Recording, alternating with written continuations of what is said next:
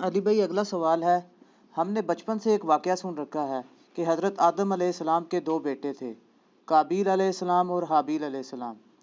ان دونوں بیٹوں کا کسی بات پر اختلاف ہوا تو قابیل نے حابیل کا قتل کر دیا اور وہ انسانیت کی تاریخ میں پہلا قتل تھا۔ مہربانی فرما کر اس قتل کی وجوہات اور تفصیلات بیان فرما دیں، شکریہ۔ دیکھیں جی، یہ لوگوں کے لیے بڑا انٹرسٹنگ واقعہ ہے، اور یہ وہ واقعہ ہے جو کہ کامن ہے بنی اسرائیل اور مسلمانوں کے درمیان۔ قابیل اور حابیل کا واقعہ۔ قابیل اور حابیل کا نام تو قرآن و سنت میں نہیں ملتا، ہمارے پرانے مفسرین نے استعمال کیا ہے۔ قرآن میں تو آیا کہ آدم کے دو بیٹے، اسی طریقے سے احادیث میں بھی بخاری مسلم میں ہی آیا کہ آدم کے دو بیٹے۔ البتہ اگر آپ موجودہ جو دور میں کتاب مقدس اٹھائیں، جس کے اندر تورات بھی ہے، انجیل بھی ہے، نیو ٹیسٹمنٹ بھی، اولڈ ٹیسٹمنٹ بھی، اور کئی انبیاء کے صاحب بھی ظاہر ٹیمپرڈ فارم کے اندر، تو اس میں جو پہلا چیپٹر ہے نا آپ کو اولڈ ٹیسٹمنٹ میں، جس کو یہود و نصارہ دونوں مانتے ہیں، پیدائش کا چیپٹر، تو اس میں آپ کو شروع میں یہ قابیل اور حابیل کا واقعہ مل جائے گا کہ حضرت آدم علیہ السلام کے دو بیٹے تھے، اور اس طریقے سے ایک بیٹے نے دوسرے کا قتل کر دیا۔ باقی جو اس کی ریزن بیان کی جاتی ہے وہ قتل کیوں ہوا، وہ ریزن تورات میں بھی اس طریقے سے نہیں ملتی جو پبلک کے اندر مشہور ہے۔ جو پبلک میں مشہور ہے اسرائیلی روایتوں کی وجہ سے، وہ میں آپ کو بتا دیتا ہوں۔ نہ وہ مسلمانوں کے ہاں کوئی روایت ملتی ہے، نہ تورات کے اندر ہے۔ ہو سکتا ہے اسرائیلی روایتیں ہوں، تورات میں بھی اس طریقے سے واقعہ نہیں آیا ہے، جنرل واقعہ آیا ہے جو قرآن میں آیا ہے، اسی طریقے سے جنرل واقعہ۔ تورات میں ذرا زیادہ ڈیٹیل آئی ہے۔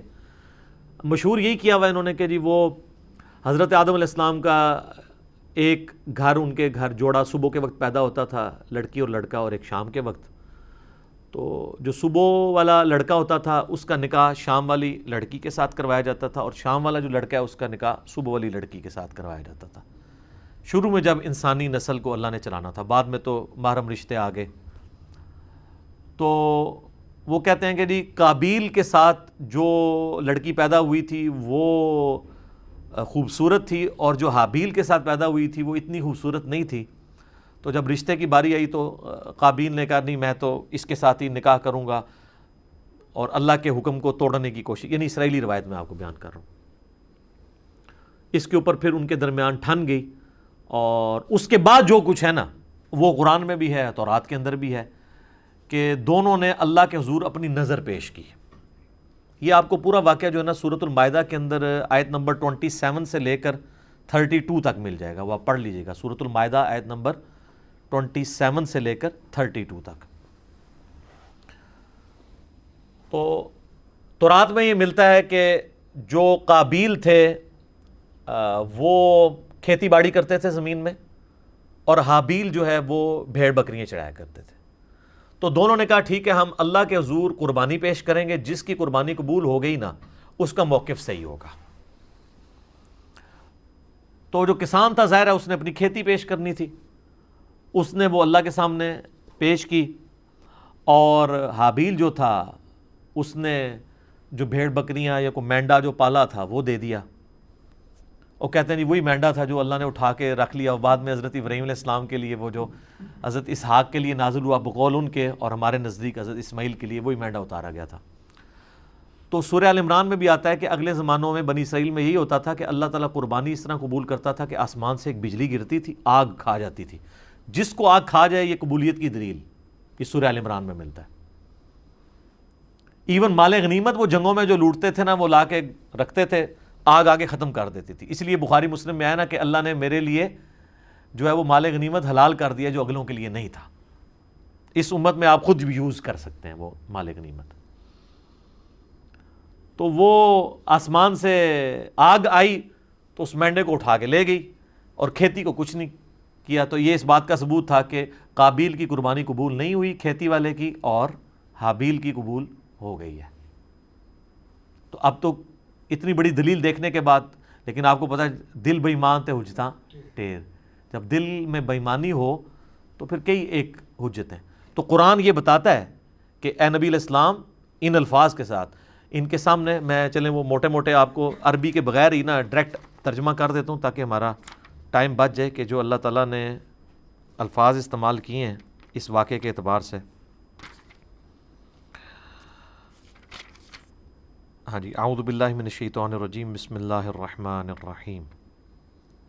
وَاتْلُ عَلَيْهِمْ نَبَأَ ابْنَيْ آدَمَ بِالْحَقِّ، اے نبی علیہ السلام ان سے بیان کرو آدم کے دو بیٹوں کا واقعہ حق کے ساتھ۔ آگے میں اس کا صرف ترجمہ پیش کرتا ہوں۔ جب دونوں نے قربانی پیش کی اللہ کے حضور، اللہ نے ایک کی قبول کر دی، دوسرے کو کی قبول نہیں کی، تو وہ غصے میں آ کے اس نے کہا میں تمہیں قتل کروں گا۔ تو اس نے کہا کہ اللہ تعالیٰ صرف پرہیزگاروں سے ہی قربانی قبول کرتا ہے، اور اگر تو نے مجھے قتل کرنے کے لیے ہاتھ بڑھایا تو میں اپنا ہاتھ تجھے قتل کرنے کے لیے نہیں بڑھاؤں گا، کیونکہ میں اللہ سے ڈرتا ہوں جو تمام جہانوں کا پالنے والا ہے۔ میں چاہتا ہوں کہ تو اپنے گناہ کا بوجھ بھی اٹھا اور میرا بوجھ، یعنی مجھے قتل کرنے کا بوجھ بھی تیرے اوپر پڑ جائے اور تو دوزخیوں میں سے ہو جائے، اور یہی ظالموں کی سزا ہے۔ یعنی تو ایسا ظالم ہے کہ تو نے اللہ کی بات نہیں مانی، تو میں تو چاہتا ہوں کہ تیرے ساتھ یہی ہو۔ تو اللہ تعالیٰ فرماتا ہے کہ اس کے نفس نے اسے ابھارا کہ اپنے بھائی کو قتل کر دے، پھر اس کے بعد وہ پھر خسارہ پانے والوں میں سے ہو گیا۔ پھر اس کو یہ پتہ نہیں چل رہا تھا کہ میں لاش کیسے سنبھالوں، کیونکہ اس کے پیچھے یہ انسانیت کا پہلا قتل تھا۔ بخاری مسلم میں حدیث ہے جب بھی کسی کو ظلماً قتل کیا جاتا ہے نا، تو آدم کے اس بیٹے پہ بھی اس کا وبال پڑتا ہے، کیونکہ اس نے وہ بات شروع کی تھی۔ جو بدعت شروع کرے گا اس کے اوپر بھی وبال ہوگا، اور اس کے اپنے وبال میں بھی کمی نہیں آئے گی جس نے یہ کام کیا۔ تو اللہ تعالیٰ نے ایک کوے کو بھیجا، اس نے زمین کو ریدی تو اسے پتہ چل گیا، اور وہ یعنی اسرائیلی روایتوں میں ملتا ہے کہ کوئی کوا تھا وہ مرا پڑا تھا، تو دوسرے کوے نے اس کے لیے زمین کھودی اور اس کو اس میں پھینک دیا، تو اس سے ان کو آئیڈیا آیا کہ میں اپنے بھائی کی لاش کو دفنا دوں۔ اس سے پہلے تو پریسیڈنٹ کوئی نہیں تھا۔ تو جو لوگ احادیث میں آئے ہوئے واقعات کا مذاق اڑاتے ہیں تو ہم ان سے کہتے ہیں قرآن میں تو آج تک ہم نے فزیکلی ایکسپیرینس میں تو کبھی کوے کو دوسرے کوے کو دفناتے ہوئے نہیں دیکھا۔ یہی واقعہ اگر بخاری مسلم میں ہوتا ہے انہوں نے مذاق اڑانا تھا، تو وہ کہیں گے نہیں یہ اسپیشل کیس تھا، اللہ نے سکھانے کے لیے کیا تو اللہ کر سکتا ہے، معجزہ ہے۔ تو پھر اس طرح کے جو واقعات بخاری مسلم میں آتے ہیں وہ بھی معجزات کے طور پہ ہوتے ہیں، ان کا مذاق نہیں اڑانا چاہیے۔ تو پھر اس نے کہا ہے افسوس، میں اپنے بھائی جیسا نہیں ہوں، میں اس کوے جیسا نہیں ہو سکا کہ اپنے بھائی کو دفنا سکتا۔ پھر وہ نادم ہو گیا، اور پھر اللہ تعالیٰ فرماتا ہے من اجل ذالک، اسی ایک واقعے کی وجہ سے کتبنا علی بنی اسرائیل، ہم نے یہ بات طے کر دی تھی بنی اسرائیل کے لیے، انہ من قتل نفسا بغیر نفس او فساد فی الارض فکأنما قتل الناس جمیعا، اگر کسی جان نے دوسری جان کو قتل کیا بغیر اس کے کہ وہ جان کے بدلے جان ہو، وہ بھی جوڈیشری کے تھرو ہوگا، قتل کے بدلے قتل خود نہیں کرنا ہوگا، یا فساد فی الارض کی وجہ سے، تو گویا ایسا ہے جیسے اس نے پوری انسانیت کا قتل کر دیا۔ وَمَنْ أَحْيَاهَا فَكَأَنَّمَا أَحْيَا النَّاسَ جَمِيعًا، اور جس نے کسی ایک انسان کی بھی جان بچا لی گویا اس نے پوری انسانیت کی جان بچا لی۔ یہ وہ حصہ ہے جو ڈاکٹروں نے ہاسپٹلس کے باہر لکھا ہوتا ہے، اور اندر جو ہے وہ آپ سے ہزاروں روپے ہتھیارے ہوتے ہیں جی ایک جان کو بچایا تو پوری انسانیت کو بچا لی۔ الا ماشاء اللہ ڈاکٹر ہم سے ناراض ہو جاتے ہیں، جب ہم مولویوں کے بارے میں بولتے ہیں اس وقت نہیں ناراض ہوتے، تو جب ہم تغلیب کے قاعدے میں بات کر رہے ہوتے ہیں کہ اکثر ڈاکٹرز ایسے ہی ہیں، پرہیزگار لوگ بھی موجود ہیں، تو وہ تغلیب کے قاعدے کو لیا کریں۔ جب ہم علماء پہ بات کرتے ہیں تو وہ بھی کیٹاگوریکلی جب کرتے ہیں اس پہ آپ خوش ہوتے ہیں، تو وہ بھی ہم سارے علماء کو نہیں کہہ رہے ہوتے، اکثریت کی بات کر رہے ہوتے ہیں۔ تو یہ وہ اللہ تعالیٰ نے فرمایا کہ یہ آدم کے بچے کا جو قتل تھا، اس کے بعد ہم نے یہ طے کر دیا کہ ایک انسان کا قتل بھی پوری انسانیت کا قتل ہے، ایک انسان کو بچانا پوری انسانیت کو بچانا ہے۔ تو یہ وہ واقعہ تھا قابیل اور حابیل کا، اور اکثر لوگوں کو یہ یاد نہیں رہتا ہے یہ قاتل کون تھا، قابیل تھا یا حابیل تھا۔ بھئی قاتل قاف الف ہے تو قابیل میں بھی یہی ہے، اور حابیل ہلاک ہا سے شروع ہوتا ہے، حابیل ہلاک ہوا ہے اور قابیل قاتل ہے۔ تو یہ یاد رکھنا آپ کو آسان ہے کہ قابیل قاتل اور حابیل ہلاک ہوا اس کے ہاتھوں، آسان طریقے نا۔ یہ ایک مدنی ٹوٹکہ آپ کو بتا دیا یاد کرنا۔ باقی وہ جو ڈیٹیلز ملتی ہے نا کہ وہ چکر تھا، تورات میں بھی ایون نہیں ملتا کہ وہ کوئی لڑکی والا چکر تھا، ہو سکتا ہے بعد میں کسی نے اس کو، جس سے آپ دیکھیں ارطغرل ڈرامہ ہے، اب وہ ارطغرل تو ایک ہیرو ہے لیکن اس کے اندر اتنی لو سٹوریز انہوں نے ڈال کے نا اسے ایک رومانس پیدا کرنے کی کوشش کی ہے تاکہ نوجوان نسل دیکھے۔ تو یہ میرے خیال کسی نے قابیل حابیل میں بھی نا رومانس پیدا کرنے کی کوشش کی ہے، اس کے پیچھے ہمارے پاس دلیل کوئی نہیں ہے کہ واقعی اس وجہ سے ہوا ہے یا کوئی اور ریزن تھی، کسی اور وجہ سے تھا، یا ان کی ویسے آپس میں ٹھن گئی کہ ہم قربانی پیش کرتے ہیں، دیکھتے ہیں اللہ کے حضور کون پرہیزگار ہے۔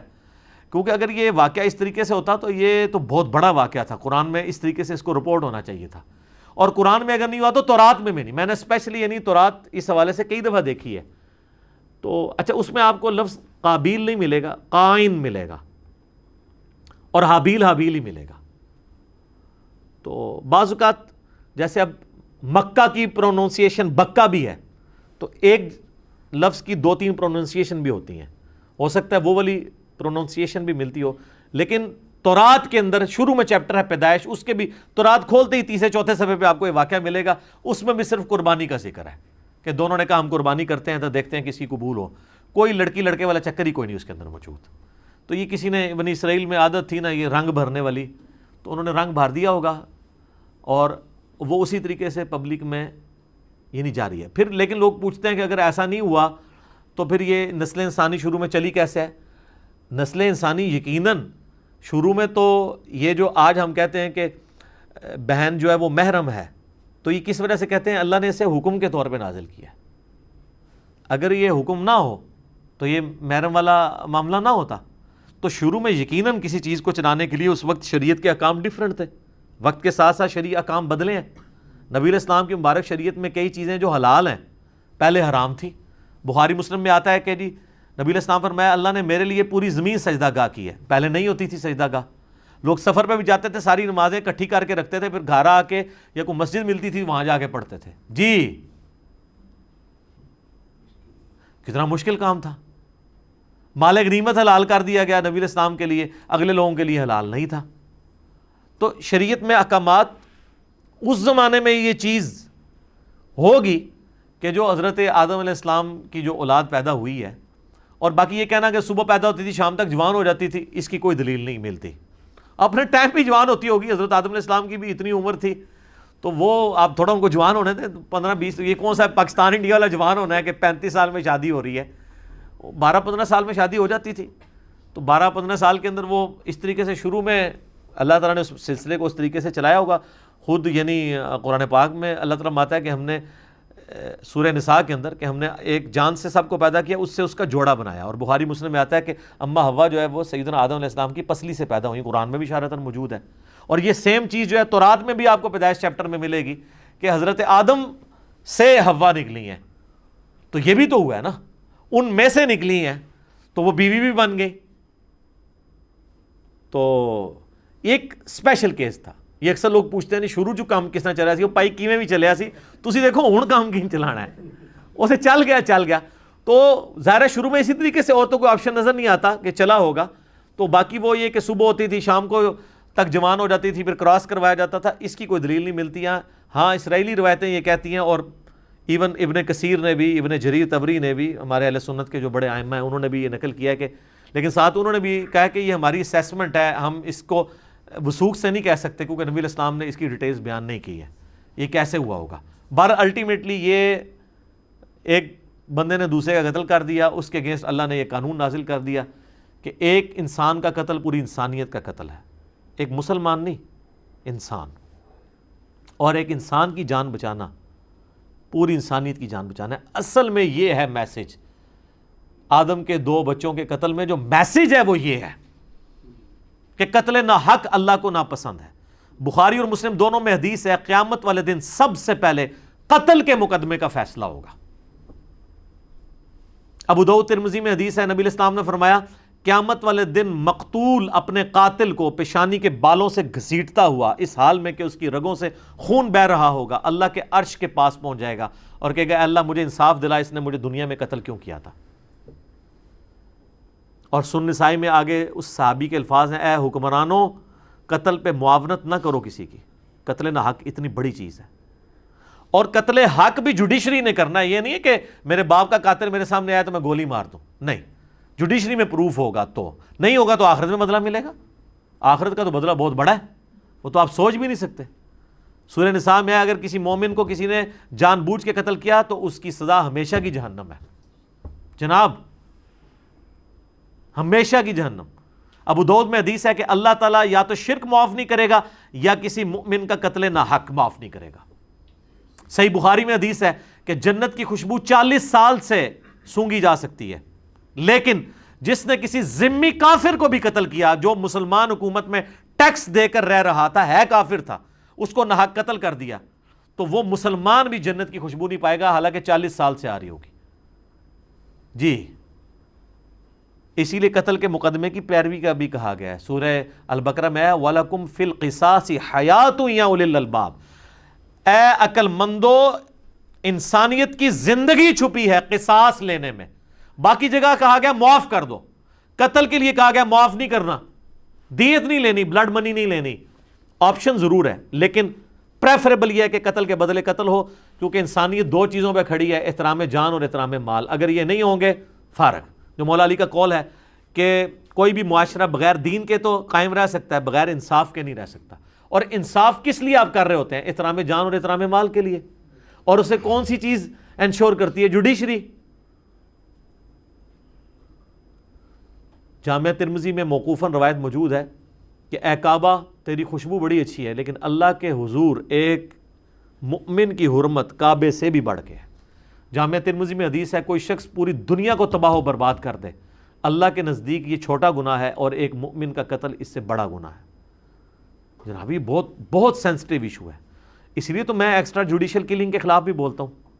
آپ نہ حب الوطنی کے نام پر نہ توہین مذہب کے نام کے اوپر قانون کو ہاتھ میں لے کے کسی کو قتل نہیں کر سکتے. ناحق بندہ قتل ہو گیا تو آپ مارے گئے, یہ نہیں ہوگا کہ آپ کی اجتہادی غلطی شمار ہوگی. آپ ہر چیز کو جوڈیشری میں لے کر آئیں گے, اور جوڈیشری میں پروف نہیں ہوتا اور وہ واقعی قاتل تھا, اللہ جانے اس کا معاملہ جانے. آپ نہیں کر سکتے, ورنہ بے گناہ لوگوں کو بھی سزا ملنا شروع ہو جائے گی. لوگ اپنی ذاتی دشمنیاں نبھانے کے لیے بھی ماورائے عدالت قتل, ایکسٹرا جوڈیشل کلنگ کرنی شروع کر دیں گے. تو یہ بہت سینسٹیو ایشو ہے قتل والا. تو یہ حضرت آدم علیہ السلام کے دو بیٹوں کے قتل والا جو واقعہ تھا, اس سے لیسن یہ ملتا ہے. میں اپنی گفتگو کو اس حوالے سے کنکلوڈ کروں گا اسی حدیث پہ جو بخاری اور مسلم دونوں میں ہے کہ نبی علیہ السلام نے فرمایا دنیا میں جب بھی کسی انسان کو ظلماً قتل کیا جاتا ہے تو اس کا گناہ کا بوجھ آدم کے اس بیٹے کے اوپر بھی پڑتا ہے جس نے سب سے پہلے انسانیت میں قتل کیا تھا, اور اس پہ تو پڑتا ہی ہے. اور اس کو سپورٹو وہ بھی حدیث ہے صحیح مسلم کی کہ جس نے اسلام میں اچھا طریقہ جاری کیا, جتنے لوگ عمل کریں گے اس کا ثواب اسے ملے گا اور ان کے اپنے ثواب میں بھی کمی نہیں آئے گی. اور جس نے اسلام میں برا طریقہ جاری کیا, جتنے لوگ اس کے اوپر عمل کریں گے اس کا وبال بھی اس پہ ہوگا اور وہ عمل کرنے والوں کے وبال میں بھی کمی نہیں ہوگی. یہ اسلام میں اچھی بدعت اور بری بدعت نہیں ہے, طریقہ. جیسے یہ ہم ویڈیو بنا رہے ہیں یہ طریقہ ہے, احادیث ریٹن فارم میں ائمہ لے کر آئے یہ طریقہ ہے, الیکٹرانک کاؤنٹر یہ طریقہ ہے, جہاز پہ اونٹ کی بجائے جہاز کے اوپر سفر کرنا حج کے لیے اونٹ کی بجائے یہ طریقہ ہے. یہ سب طریقے ہیں, اس سے اصل دین نہیں بدلا. یہ نہیں ہوتا کہ جناب نیچے اس پنکھے کے اور اوپر اس قالین کے, منہ طرف اے سی شریف اور خانہ کعبہ شریف, اللہ اکبر. نہیں, یہ ساری چیزیں طریقے ہیں. دین وہی ہے, نمازیں وہی ہیں, طریقہ کار وہی ہے. باقی جو دین کو سپورٹیو طریقے ہیں نا, وہ جو بھی اسلام میں کرے گا اس کو ثواب ملے گا. تو یہ برا طریقہ اس نے جاری کیا تھا, قیامت تک قابیل کے اوپر اس کا وبال رہے گا. وَلِعَاذُ بِاللَّهِ تعالیٰ. اللہ تعالیٰ ہمیں اس گناہ سے محفوظ فرمائے. آمین ثم آمین.